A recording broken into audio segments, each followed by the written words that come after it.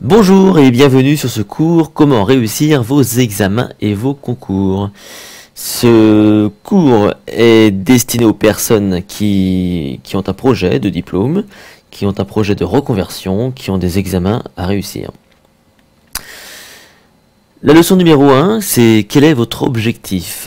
Car en effet, vous allez devoir vous fixer un objectif, savoir ce que vous voulez obtenir, un diplôme ou tout simplement la possibilité d'aller plus loin dans vos études, ou peut-être une promotion. Donc avant de commencer, j'aimerais m'assurer avec vous que votre objectif est bien clair.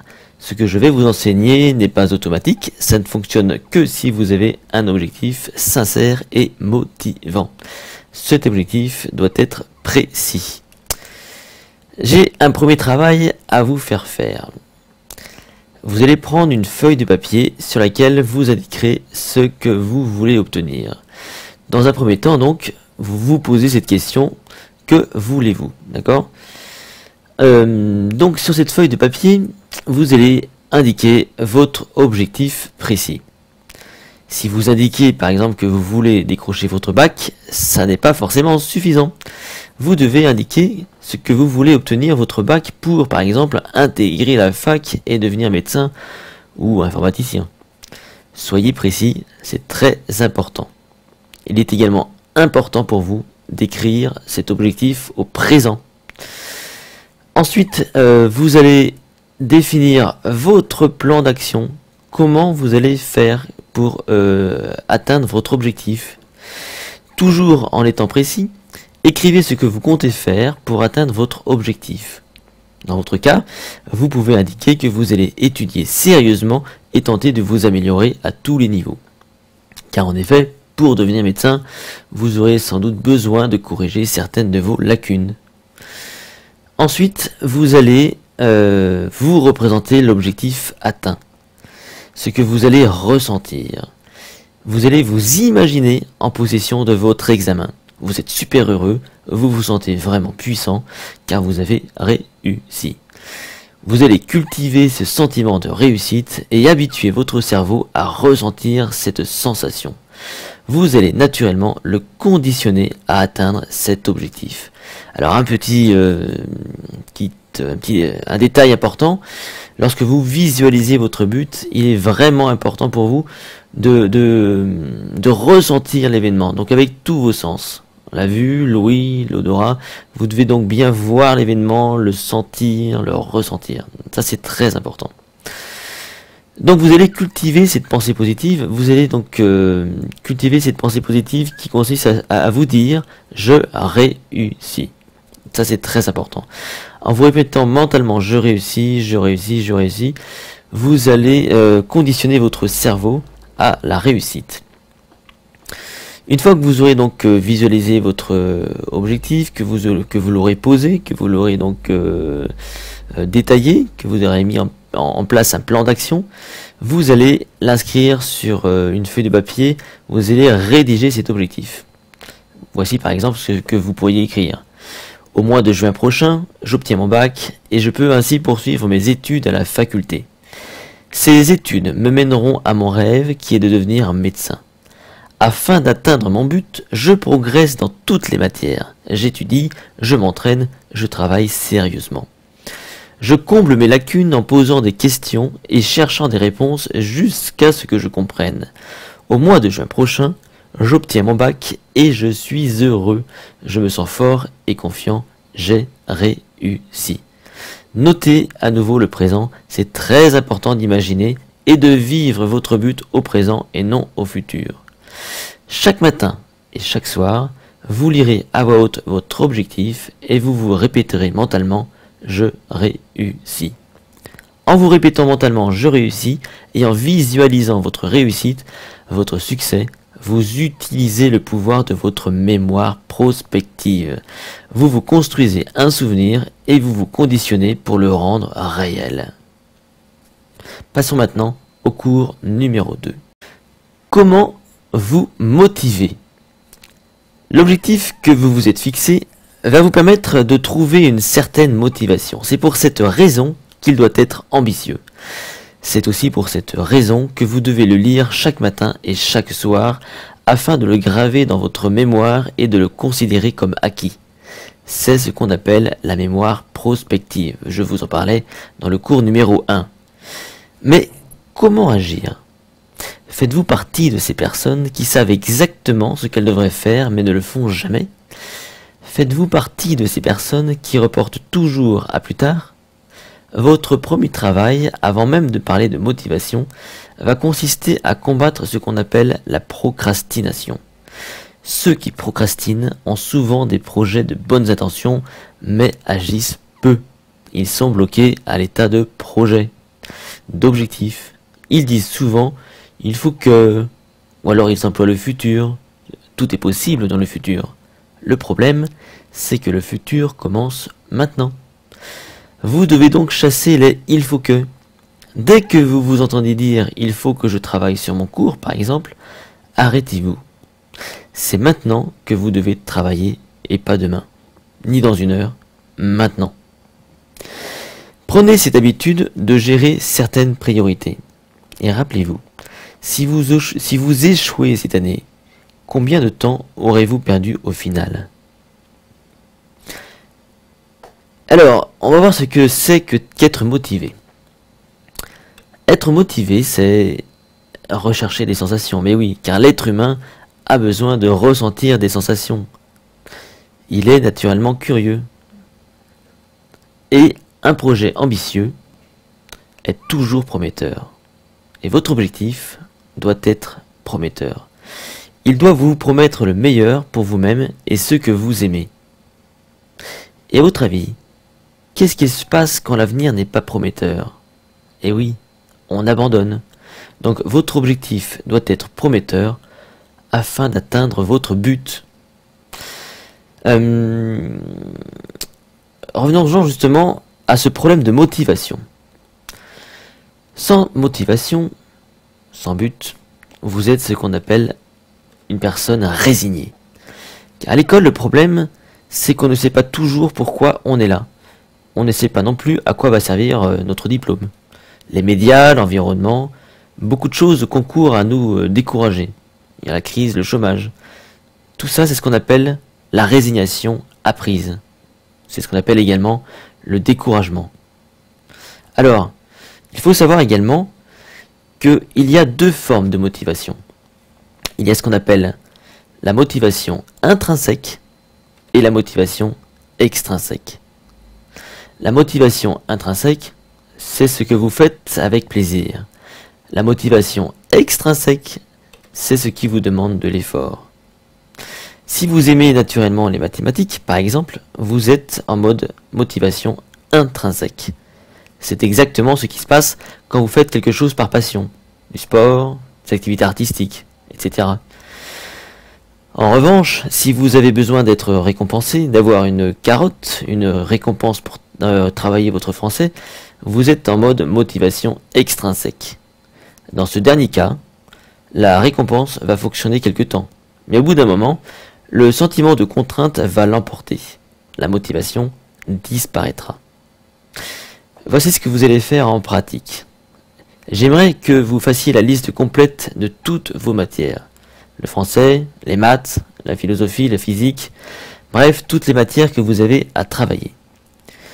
Classez ces matières suivant votre motivation personnelle en deux colonnes. Est-ce que le français, par exemple, est une motivation intrinsèque pour vous ou une motivation extrinsèque? D'accord? Donc faites-le sur un papier maintenant.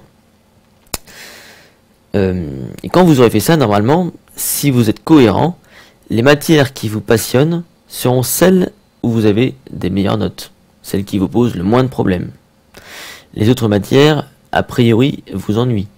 Vous ne vous sentez pas performant ni très à l'aise. Alors, comment vous allez dépasser ce sentiment? Comment vous allez vous motiver de façon consciente? J'ai une façon originale pour vous motiver à vous proposer. Il s'agit tout simplement de vous lancer un défi. Rappelez-vous ce que je vous disais tout à l'heure. L'être humain a besoin de sensations. Il aime être aussi valorisé. Voici ce que vous allez faire. Vous allez vous lancer un ou plusieurs défis. Comment ça marche? Alors, écoutez bien ce qui suit. Pour que votre défi soit positif, vous devez vous inspirer d'un élève un peu meilleur que vous. Imaginons que votre moyenne en maths, par exemple, soit de 7 sur 20. Votre défi consiste à repérer un élève qui a, disons, une moyenne de 10 sur 20. Donc, qui est un peu meilleur que vous. Votre objectif, dans ce cas, va être de le battre pour votre satisfaction personnelle. Pour ça, vous allez donc devoir reprendre sans doute à zéro quelques notions ou vous faire aider par quelqu'un qui est à l'aise en mathématiques. Dans tous les cas, votre objectif vital va être de dépasser cet élève qui est juste un peu meilleur que vous. Alors pourquoi ne pas tout de suite vous positionner à 15 sur 20 par exemple? Là pour deux raisons. La première, c'est que si vous n'avez que 7 sur 20 actuellement, c'est que sans doute vous avez des lacunes. La seconde, c'est que vous devez vous fixer des objectifs qui vous semblent accessibles. Sinon, vous risqueriez d'être découragé. Pour chacune des matières que vous avez placées dans la colonne motivation extrinsèque, fixez-vous des défis faciles à atteindre. Comblez vos lacunes et faites-le immédiatement. Dès lors que vous avez atteint cet objectif, fixez-en un plus ambitieux. Et bien évidemment, continuez à être bon dans les autres matières. Il existe une autre façon de vous motiver. Elle complète la méthode précédente. Cette autre façon originale de vous motiver, c'est tout simplement de trouver du sens. Ah oui. Quand j'étais au lycée, je pestais souvent en me demandant mais à quoi sert de faire des mathématiques dans la vie de tous les jours? La réponse est venue d'un ami plus âgé qui m'a simplement fait comprendre que pour devenir quelqu'un comme MacGyver, qui était un de mes héros, il fallait savoir réfléchir. Les mathématiques, sous couvert d'un problème, m'apprenaient à réfléchir, à trouver des solutions. Alors vu sous cet angle, cette matière m'est apparue plus intéressante et ça m'a permis de me lancer des défis. J'ai eu 18 sur 20 au bac, alors qu'un an plus tôt, j'étais plutôt mauvais dans cette matière. Il a juste fallu qu'on m'explique pourquoi je devais travailler mes mathématiques. Une dernière chose, rappelez-vous que plus vous saurez faire de choses, plus vous saurez vous adapter et plus vous serez intelligent. Encore une fois, soyez curieux, laissez tomber vos préjugés et apprenez. Comment vous organiser? Vous avez appris à vous fixer un objectif, vous avez appris à vous motiver. Maintenant, vous devez vous entraîner. Comment fait un sportif pour être le meilleur? Il s'entraîne. Un champion de natation peut-il être un champion de football? Oui, s'il s'entraîne aux deux disciplines. C'est l'entraînement qui va vous permettre d'apprendre. À ce sujet, je reçois très souvent des emails de personnes qui me demandent de les aider à apprendre vite. Désolé, un vrai apprentissage ne se fait pas toujours vite. Il faut bien souvent faire de nombreux essais pour y arriver. C'est la répétition et l'entraînement qui permettent l'apprentissage. Vous devez donc vous organiser pour permettre cet entraînement. Alors, l'erreur la plus fréquente est bien évidemment de tout faire au dernier moment. Pour certains, c'est vrai, ça fonctionne. Pour d'autres, c'est catastrophique. En général, les résultats obtenus ne sont pas bons et si on mise sur ce qu'on appelle le bachotage. Alors, comment vous organiser? Souvent, c'est un mot qui fait peur.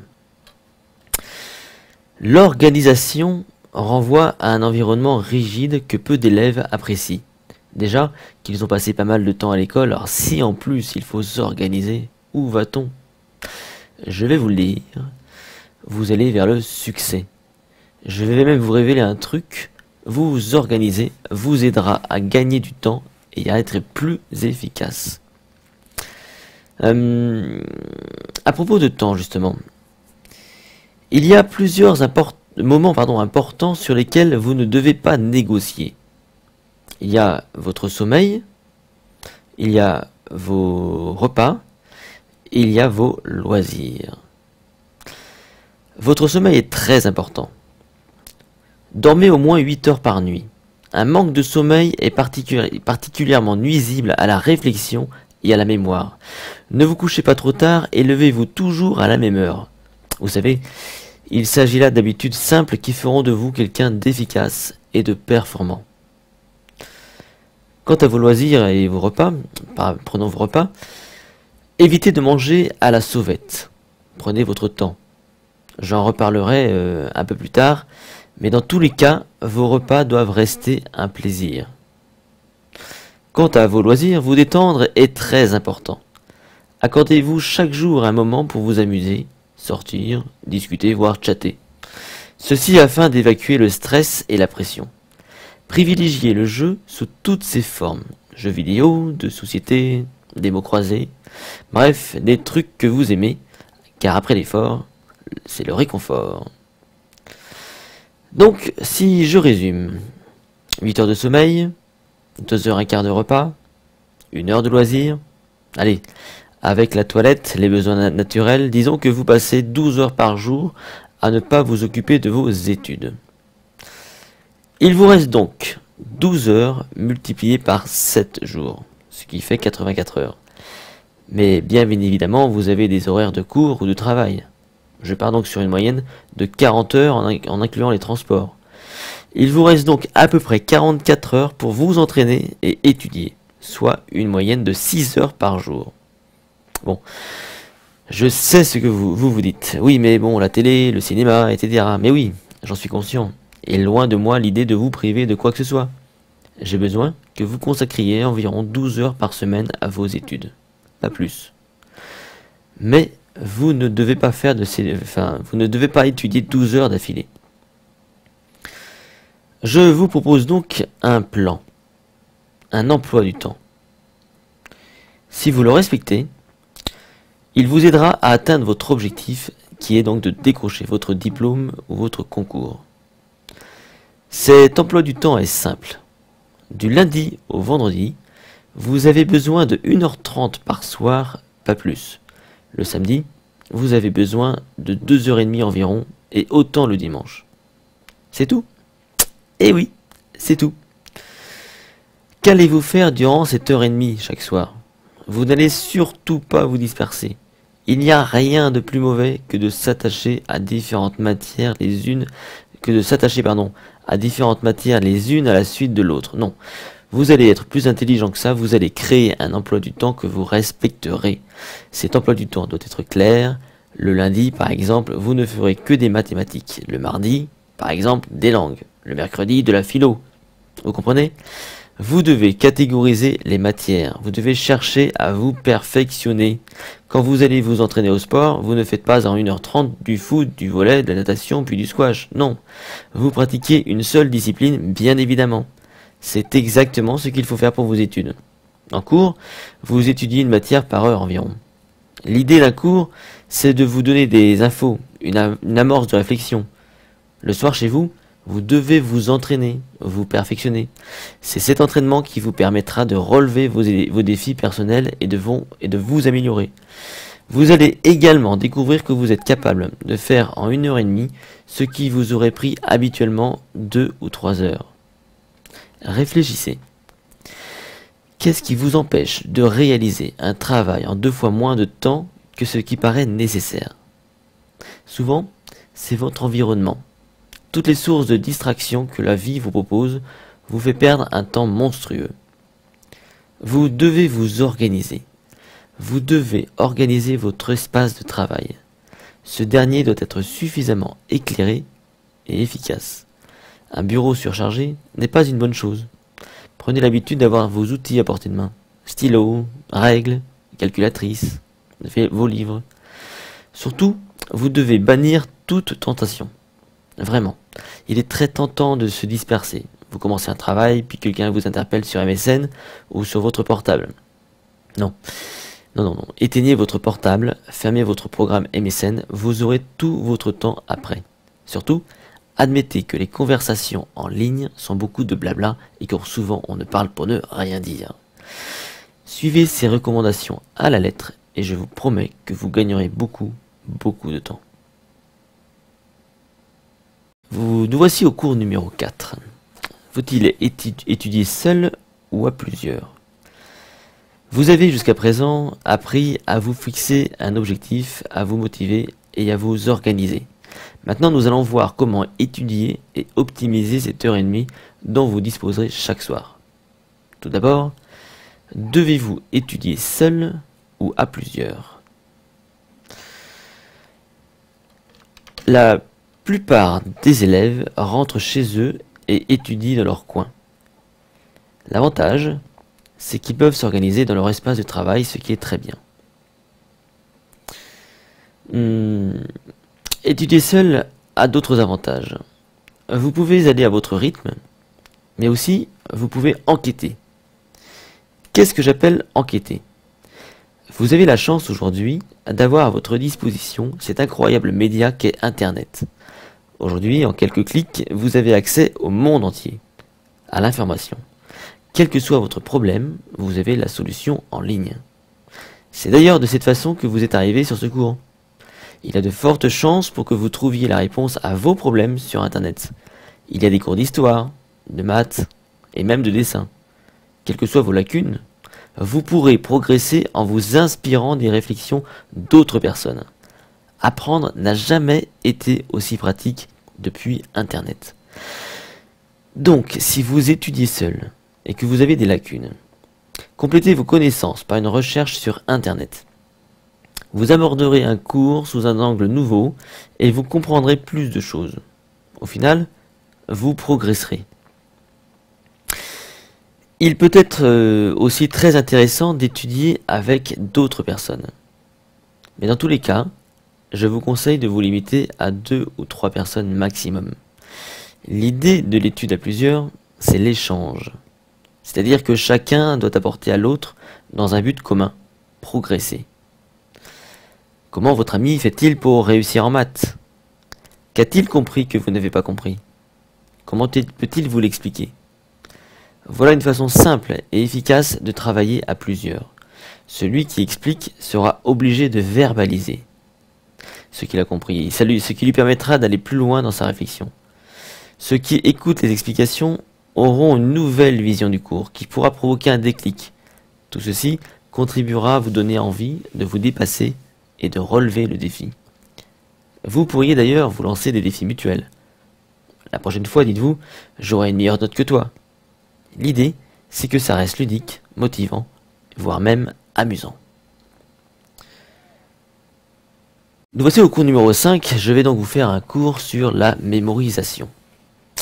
Je vous propose de comprendre en quelques minutes comment fonctionne votre mémoire et comment l'utiliser. Lorsqu'on passe des concours, des examens, on cherche à être le plus efficace possible. On cherche des stratégies. Avant de commencer, j'aimerais vous mettre en garde concernant certaines approches miracles liées à l'alimentation. Souvent, vous entendrez dire que tel aliment est bon pour la mémoire. La vérité, c'est que la mémoire est une faculté, pas un muscle. Vous avez d'autres facultés, le langage, l'intelligence. Pensez-vous qu'il existe un aliment pour maîtriser le langage? Ben non, bien sûr que non.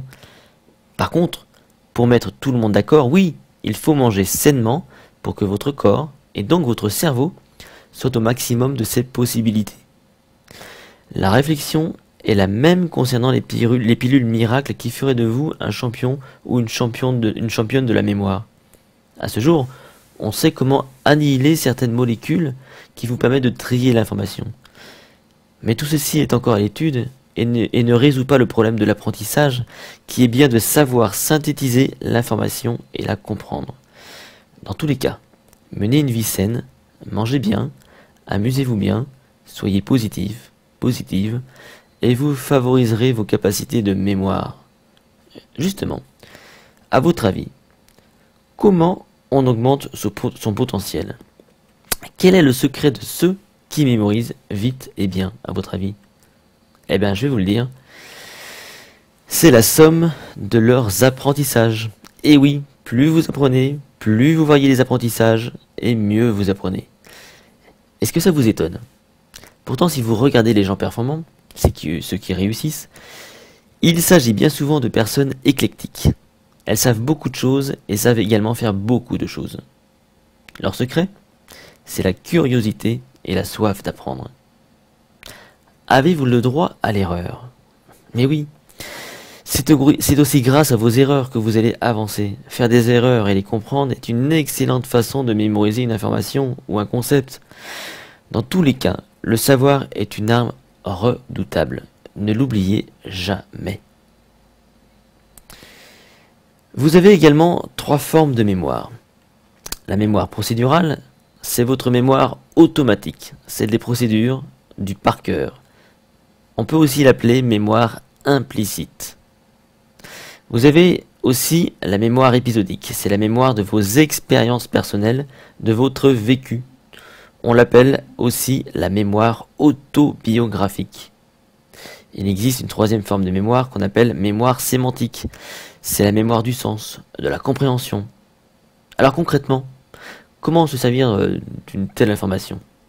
Je vais y revenir un peu plus tard. D'abord, découvrons ensemble comment se forme un souvenir. Comment donc fonctionne votre mémoire? Eh bien, c'est assez simple. Pour capter l'information, vous utilisez vos 5 sens. C'est ce qu'on appelle la mémoire sensorielle, la mémoire visuelle, la mémoire auditive, la mémoire tactile, la mémoire gustative, la mémoire olfactive. Ce sont avant tout des sensations. Elles sont par définition brèves. Elles permettent l'acquisition de l'information, appelée encore encodage. Une information captée par vos sens va être stockée dans une mémoire à court terme. Cette information, si vous ne la répétez pas, si vous ne l'utilisez pas, va être oubliée. C'est le phénomène de trou noir. Vous savez, c'est quand parfois vous vous apprêtez à faire un truc et au moment de le faire, vous l'avez déjà oublié. Vous n'avez dans ce cas pas cherché à consolider l'information. Elle s'est évaporée. C'est donc par un système de consolidation sophistiqué que vous allez stocker vos souvenirs dans votre mémoire à long terme. Alors que retenir de ce schéma? Très simplement que pour favoriser l'encodage, vous devez utiliser un maximum de vos sens. Pour retenir sur le long terme, vous devez utiliser l'information encodée. Plus précisément, vous devez utiliser un processus que j'appelle le processus mémoire. Alors, qu'est-ce que c'est que ce processus? Ça indique que mémoriser se fait en 5 étapes. Vous avez d'abord l'objectif de mémoriser. De ce fait, vous allez préparer vos 5 sens, vos mémoires sensorielles. Du coup, vous faites attention et vous focalisez cette attention sur l'information que vous voulez mémoriser. C'est ce qu'on appelle la concentration. Vous encodez l'information par un travail d'acquisition qui va impliquer la compréhension et l'expérience. Puis, vous retenez une première fois l'information par un travail de répétition. Finalement, vous consolidez l'information par un travail de récupération. Vous échangez avec autrui, vous utilisez l'information, vous la verbalisez, vous la mettez en pratique ou encore vous la mettez à l'épreuve. Alors rappelez-vous, cette étape est primordiale puisqu'elle vous permet d'optimiser de 80% votre travail de mémorisation. Rappelez-vous, objectif, attention, acquisition, rétention et récupération forment le processus mémoire. Tout ceci vous paraît peut-être abstrait. Lisez ce qui suit, enfin écoutez ce qui suit. Je vous propose une méthode très simple à suivre. Pour résumer, vous devez, en fait, tout simplement comprendre l'information et donc faire marcher votre mémoire sémantique. Vous devez l'expérimenter en utilisant votre mémoire épisodique. Ces 2 premières étapes, elles renvoient à l'acquisition et à l'encodage. D'accord ? Finalement, vous allez donc devoir la répéter suffisamment longtemps pour la retenir. Une fois que vous aurez fait ce travail de répétition, vous allez donc devoir faire un travail de consolidation. C'est la récupération, c'est quand vous allez utiliser cette information et la mettre en pratique.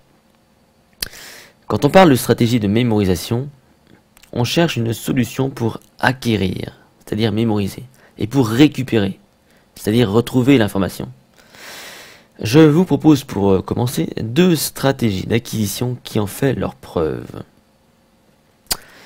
La première, c'est ce qu'on appelle l'apprentissage multi-épisodique. Alors évidemment, si vous avez des cours, vous allez dans un premier temps prendre des notes, mais pas seulement. À la fin du cours, vous allez idéalement, donc quand je parle d'un cours, c'est d'un cours en classe. À la fin du cours, donc, vous allez prendre idéalement 1 minute pour le résumer, le synthétiser. Essayez de mémoire de retrouver les points principaux. 1 minute, c'est tout ce qu'il vous faut à la fin de votre cours en classe. Acquérir un cours, c'est vraiment le nerf de la guerre. Il existe plusieurs stratégies. Alain Lurie, professeur émérite de Rennes 2, propose un modèle qu'il appelle l'apprentissage multi-épisodique. Alors qu'est-ce que c'est au juste? Tout simplement, c'est l'art et la manière d'appréhender l'information sous différents angles. Par exemple à l'école, puis sur Internet, puis via un film, puis pourquoi pas par une activité personnelle, un débat, un exposé, une exposition, un colloque peut-être. L'idée, c'est de prendre connaissance de l'information sous toutes ses facettes. Cette excellente façon de faire a le mérite d'ancrer dans votre mémoire différents épisodes d'apprentissage, d'où le nom de multi-épisodique. Plus qu'un simple cours assis à une table, vous explorerez l'information et vous en prendrez connaissance via différents médias. Mais encore, il y a un outil fabuleux que je recommande à tous, c'est ce qu'on appelle les schémas heuristiques, qu'on appelle aussi les mind maps. Alors qu'est-ce que c'est? C'est l'art et la manière de cartographier l'information et de la rendre visuelle. Je vous ai prévu un cours spécial à ce sujet, vous allez voir, c'est fantastique.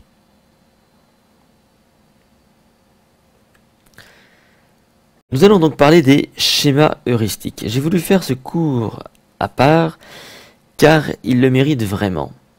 L'année de mon bac, j'ai commencé à étudier cette technique et je dois bien avouer qu'elle m'a rendu une fière chandelle.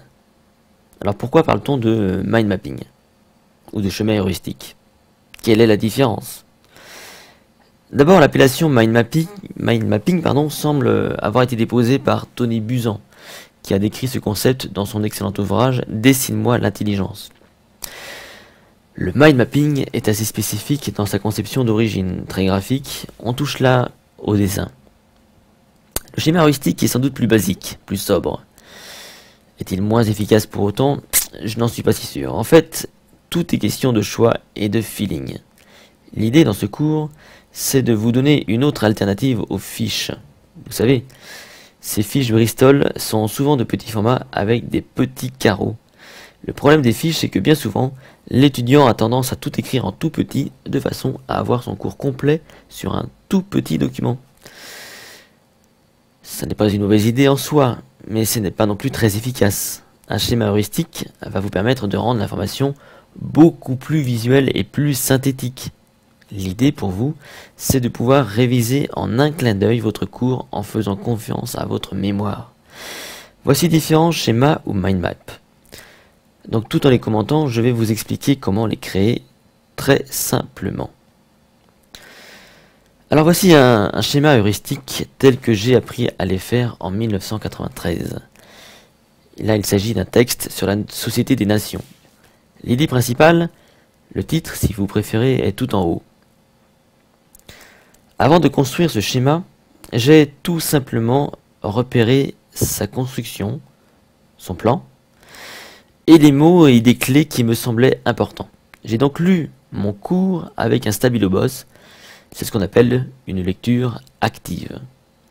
Ensuite, j'ai organisé ce schéma en respectant la construction du texte. Ceci afin de le rendre plus agréable, et j'ai donc utilisé différentes couleurs. Mon schéma n'a qu'un objectif, c'est de répondre à ces questions. Qui, quoi, où, comment, pourquoi et quand. Ce schéma donc est présenté verticalement, mais vous auriez pu aussi avoir un schéma présenté horizontalement dans le sens de la lecture. Alors pourquoi? Parce qu'a priori c'est plus facile à appréhender. En Occident, nous lisons traditionnellement de gauche à droite. Présenter un schéma sous ce format peut être intéressant et plus facile également à relire. Devant vous, vous avez un schéma qui représente un cours de 10 pages. Je me suis encore une fois appuyé sur son plan. Le titre, Maintenance des micro-ordinateurs, était donc éclaté en différents thèmes, différents chapitres. il y avait un premier chapitre qu'on appelait les dysfonctionnements et les remèdes. Dans ce chapitre, j'ai dégagé les 4 sous-chapitres. En petit A, il y avait savoir définir une méthode d'analyse. En petit B, reconnaître les principales sources de panne. En petit C, les remèdes. Et en petit D, l'entretien courant des ordinateurs. Tout le reste, il s'agit d'idées et de mots-clés qui me serviront d'indices lors de mes révisions. Ces indices doivent me permettre de retrouver de mémoire l'information complète ou presque. Un schéma doit se faire idéalement sur une page. Bon, c'est à vous de voir si vous en faites un par chapitre ou un par sous-chapitre. L'enjeu pour vous, vraiment, c'est d'être synthétique. Dans un vrai mind map, beaucoup plus graphique, donc avec des dessins, on a l'idée principale au centre. C'est très visuel, et l'information est tout autour. À mon sens, le vrai problème se situe dans sa cohérence, sa hiérarchie. L'apprentissage, la mémorisation sont favorisés par l'organisation. Votre cerveau aime l'ordre. Si vous optez pour une solution graphique telle que ce mind map, je ne peux que vous encourager à disposer l'information verticalement ou dans le sens de la lecture. Ça sera beaucoup plus clair. Dans tous les cas, le mind map est très intéressant. Dessiner l'information demande du temps, du traitement de l'information. Or, l'apprentissage demande du temps. En créant un mind map, vous mémoriserez et comprendrez mieux qu'en créant vos petites fiches habituelles. Voici maintenant un mind map créé par un logiciel. Il existe plusieurs logiciels pour créer ce type d'arborescence. Bon, je ne vous en donnerai pas forcément, mais il vous suffit de taper mind map sur Google pour trouver votre bonheur. Il y a des logiciels gratuits, et il y en a d'autres payants. Les payants sont souvent beaucoup plus graphiques que les gratuits. Enfin, pour le moment en tout cas. Alors, est-ce qu'il est plus profitable de créer un mind map ou un schéma à la main ou avec un logiciel? Alors là encore, il n'y a pas de règle. Tout dépend de votre sensibilité. Ne vous enfermez pas, vous essayez les deux et vous choisirez naturellement la meilleure solution. Dans l'absolu, si vous avez travaillé régulièrement, les révisions devraient se faire assez vite. Si pour certaines matières vous avez eu l'excellente idée d'utiliser les schémas heuristiques, là encore vos révisions vont se faire très très vite. À ce propos, est-ce que je vous ai dit combien ces techniques m'avaient aidé? Surtout ne passez pas à côté, c'est vraiment un outil formidable. Vous avez plusieurs matières à réviser. Si vous avez suivi mes conseils depuis le début, vous avez mis en place un emploi du temps. Enfin, je l'espère en tout cas. Je vais vous révéler maintenant un secret. Les sujets d'examen ne font que reprendre ce que vous avez appris toute l'année. C'est sûr, c'est pas un vrai secret, c'est un secret de polichinelle. Mais c'est la stricte vérité. Dans l'absolu, plus vous vous serez entraîné et plus il vous sera facile de réussir. Ceci étant, il faut bien sûr distinguer les matières entre elles. Je distingue 3 vraies catégories. Il y a toutes les matières à vocation littéraire, telles que le français, la philosophie, l'histoire, la géographie, les sciences de la vie et de la terre. Ces matières-là s'accommodent remarquablement bien avec les schémas heuristiques, donc c'est à utiliser sans modération car il s'agit simplement d'emmagasiner de l'information et de parfaire votre culture générale. Il y a une autre catégorie de matières, ce sont les matières à vocation scientifique, les mathématiques, la physique et la biologie. Ces matières par contre privilégient la réflexion et s'appuient avant tout sur votre capacité à comprendre. Comment devenir bon dans ces matières? Tout simplement en s'entraînant à faire des exercices. Plus vous ferez d'exercices, plus vous serez performant. C'est aussi simple que ça. Il y a une 3e catégorie, ce sont les langues étrangères. L'anglais, l'espagnol, l'allemand, le portugais, l'italien. Lors d'un examen, vous pouvez être testé à l'oral ou à l'écrit, ou les deux. Il est donc très important pour vous de bien comprendre comment fonctionne une langue. Alors d'un côté, il y a sa sémantique, c'est sa grammaire, sa logique. De l'autre, il y a son lexique, c'est son vocabulaire. Une langue vivante est destinée à être parlée, entendue. Elle est donc pratique. Pour cette raison, je vous conseille d'apprendre un maximum de vocabulaire.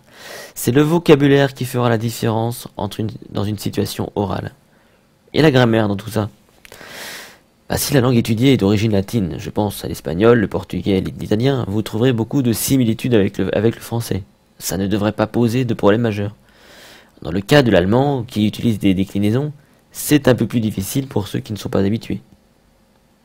Dans tous les cas, écoutez des émissions ou des films dans la langue originale. Même si vous avez du mal à comprendre, ça reste la meilleure solution, évidemment, après celle de s'immerger complètement dans le pays d'origine. Je vous propose un plan simple pour réviser. Un peu plus tôt, dans cette méthode, je vous proposais d'étudier à plusieurs. Cette solution est très intéressante à mettre en place pour des révisions, car dès lors, vous allez créer un cerveau collectif. Vous ne devez pas être plus de 4. Vous devez commencer ces révisions, on va dire un mois avant l'examen, à raison d'1 heure par soir, ou un peu plus. Ce qui remplacera donc votre étude habituelle d'1 heure et demie. Là encore, vous devez être organisé. Il vous faut un espace de travail où vous ne serez jamais dérangé. Un tableau ou un paperboard seraient également les bienvenus. L'idée donc c'est de respecter votre emploi du temps, ou un nouveau que vous aurez mis en place pour l'occasion. Avec vos amis, vous allez utiliser par exemple les annales, les ouvrages spécialisés, et vous poser des questions. Vous pouvez également prendre vos manuels scolaires, et à tour de rôle, vous posez des questions sous forme de quiz. Il s'agit là de recréer une forme de trivial poursuite à partir de vos cours. Par exemple, si le lundi vous comptez réviser l'histoire, prenez votre manuel d'histoire. Allez au premier chapitre et posez des questions du type: en quelle année a débuté la guerre froide? Puis, qu'est-ce qui est à l'origine de cette guerre froide? Etc. Ces révisions doivent être ludiques et complétées par vos propres révisions personnelles, schémas heuristiques, etc., etc. Si le mardi vous décidez de vous attaquer aux maths, vous pouvez commencer par vous interroger de la même façon sur les théorèmes, des lois, et ensuite vous mesurez aux exercices. Dans tous les cas, vous privilégierez une seule matière sur laquelle vous travaillerez à fond. Donnez le meilleur de vous-même. Dites-vous que la vie est longue et que, pour préparer votre avenir, vous êtes bien capable de prendre 1 mois pour l'assurer.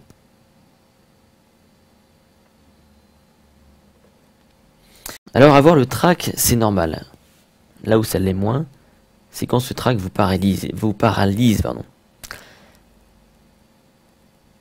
Comment le contrecarrer? Existe-t-il des techniques? Comme toujours, il n'y a rien de miraculé, mais je pense pouvoir vous aider quand même. En 1993, quand j'ai passé mon bac, ce qui me préoccupait le plus était l'oral. Rien que l'idée de me retrouver face à un exterminateur, me glaçait d'effroi. Oui, j'appelais ça un exterminateur. Ça me glaçait d'effroi. Bien qu'aujourd'hui, m'exprimer en public ne me pose aucun problème, à cette époque, c'était une véritable épreuve. Les techniques et conseils que je vous donne ci-après sont directement issus de mon expérience d'artiste du spectacle.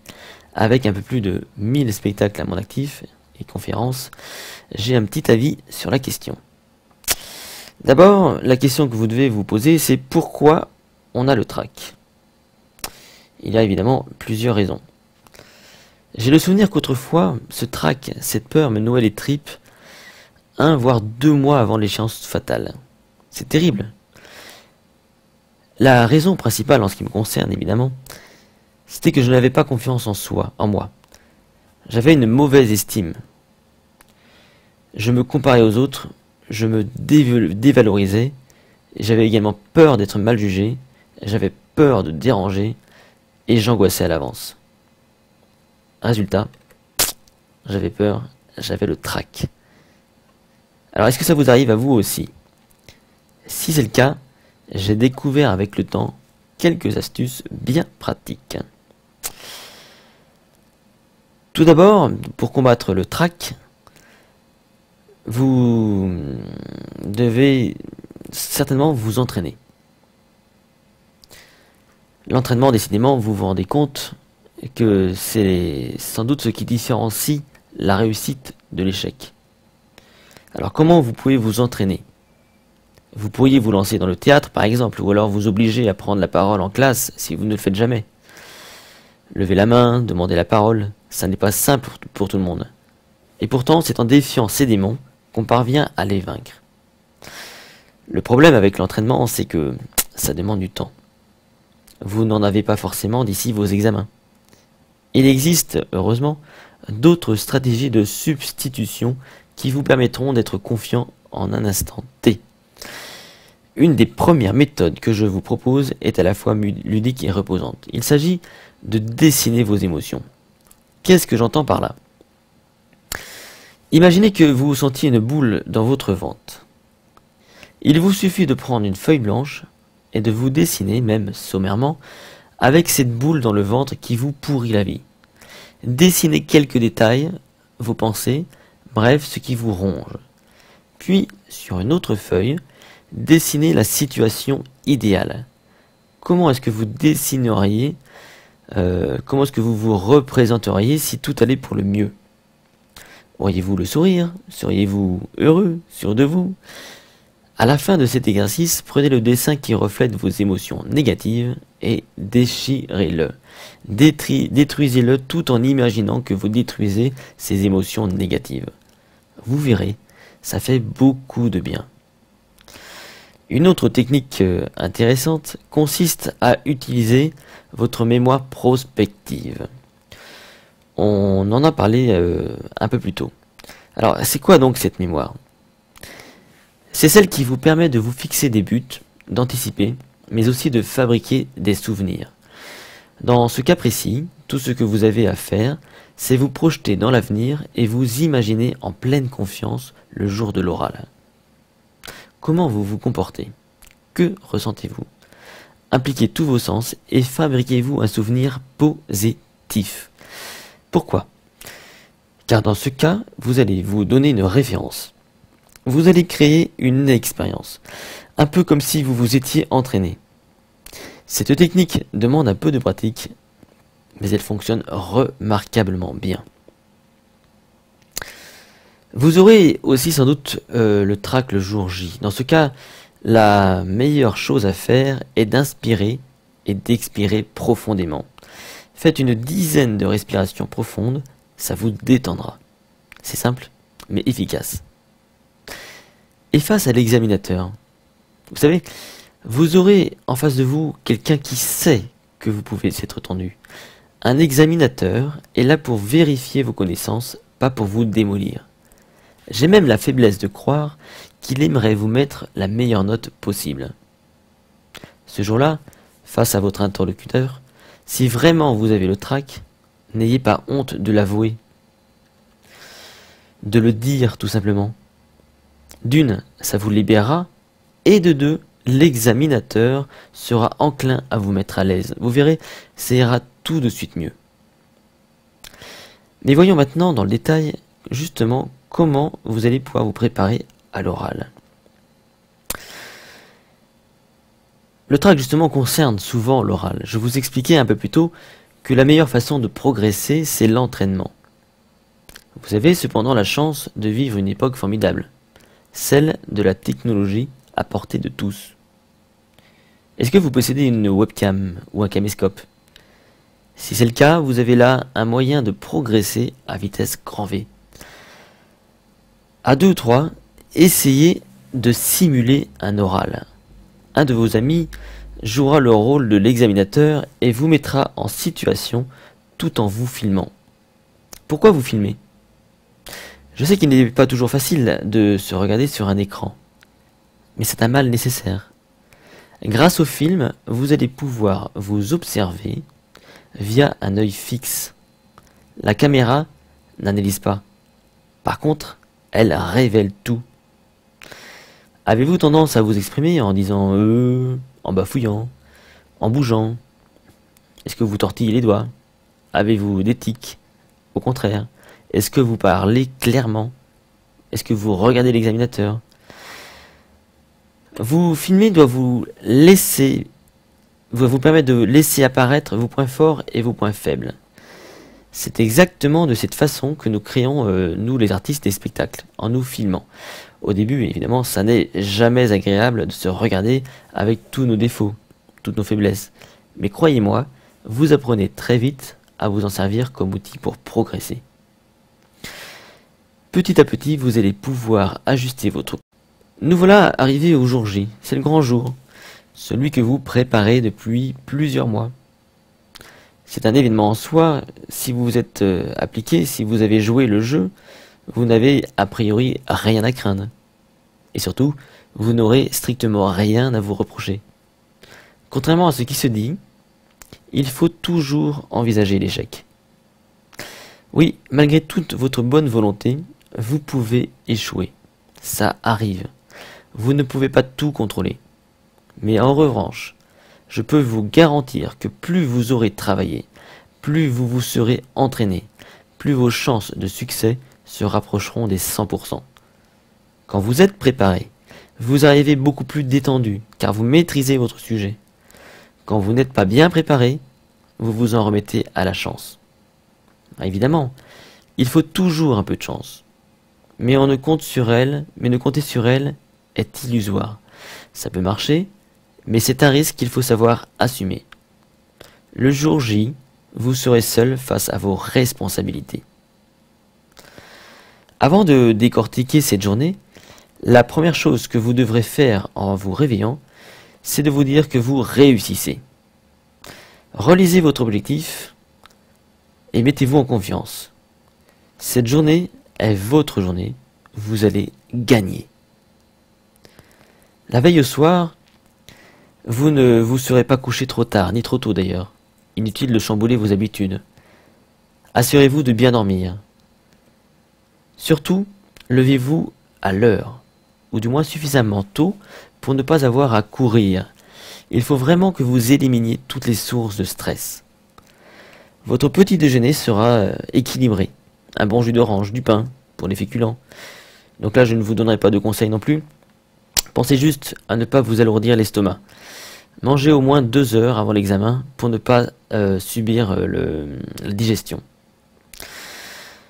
Sur le lieu de l'examen, vous serez sans doute anxieux. N'hésitez pas à respirer profondément et à bombarder votre cerveau de pensées positives. Souriez, répétez « je réussis ». Dans tous les cas, arrivez 30 minutes avant l'examen pour ne pas avoir à chercher votre salle et aussi à vous mettre une pression inutile. Voyons maintenant à l'écrit. Je vais vous donner des conseils qui sont pour certains basiques, c'est vrai. Je pars du principe que vous êtes installé. La première chose à faire, même si c'est évident, c'est de mettre votre nom sur votre copie. Vous allez ainsi vous l'approprier et faire ce que j'appelle le premier pas vers votre succès. Ensuite, les sujets vont tomber. Vous allez prendre quelques minutes de réflexion avant de choisir. Quand votre choix sera fait, vous n'en changerez plus. Vous ne devez jamais changer de sujet. Le temps qu'on vous donne est prévu pour un seul sujet, pas pour 2. Ne croyez pas que vous saurez faire en 2 heures ce qui est prévu pour être fait en 4 heures. Ne changez pas de sujet. Votre brouillon également doit être clair. Vous devez pouvoir vous y retrouver. Utilisez le mind mapping ou le schéma heuristique pour développer vos idées. Vous verrez, c'est très efficace. Donc soyez sobre et soignez. Je crois d'ailleurs que pour un correcteur, rien n'est pire qu'une copie sale et mal écrite. Vous devez vraiment faire attention à votre orthographe, votre syntaxe et votre écriture. Votre copie doit être impeccable. Vos phrases seront idéalement courtes et claires. S'il s'agit de mathématiques, vous aérerez les calculs, les démonstrations. Inspirez-vous des programmes justement qui gèrent les langages informatiques. Votre copie devra être impeccable afin d'influencer positivement votre correcteur. Il faut qu'en un clin d'œil, il sache à qui il a affaire.